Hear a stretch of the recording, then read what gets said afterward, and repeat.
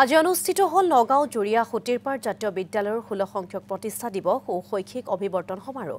এই অনুষ্ঠানত স্থানীয় বিধায়ক নুৰুল হুদা আৰু বগৰীগুৰি উচ্চতৰ মাধ্যমিক বিদ্যালয়ৰ অধ্যক্ষ গৌতম মেধি আৰু প্ৰতিদিন টাইমৰ মুখ্য সম্পাদক নিতুমণি শইকীয়াৰ লগতে বহুকেইজন বিশিষ্ট ব্যক্তি উপস্থিত থাকে। ভাষণ প্ৰসংগত নিতুমণি শইকীয়াই ছাত্ৰ-ছাত্ৰীসকলক মোবাইলৰ পৰিৱৰ্তে এখন ভাল কিতাপৰ বন্ধু হ'বলৈ আহ্বান জনায়।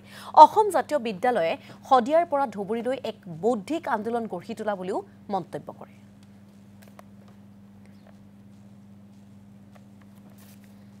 অঞ্চললৈ মই প্ৰথমবাৰৰ কাৰণে আহিছোঁ মানে এনেকৈ সভা কৰিবলৈ।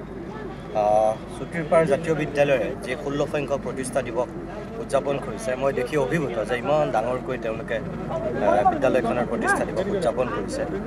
এটা কথা ভাল লাগিছে যে এই অঞ্চলটোৰ স্থানীয় মানুহৰ বিদ্যালয়খনৰ প্ৰতি যিটো আগ্ৰহ, যিটো আকৰ্ষণ, যিটো আস্থা, সেইটো অভাৱনীয়।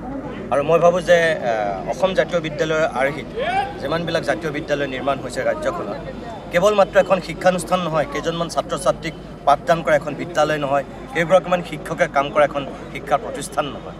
অসম জাতীয় বিদ্যালয় এক অসমৰ বৌদ্ধিক আন্দোলন, যিটো আন্দোলনৰ প্ৰভাৱ এতিয়া অসমৰ শদিয়াৰ পৰা ধুবুৰীলৈ পৰিছে। আৰু এই নৈপৰীয়া অঞ্চল, এই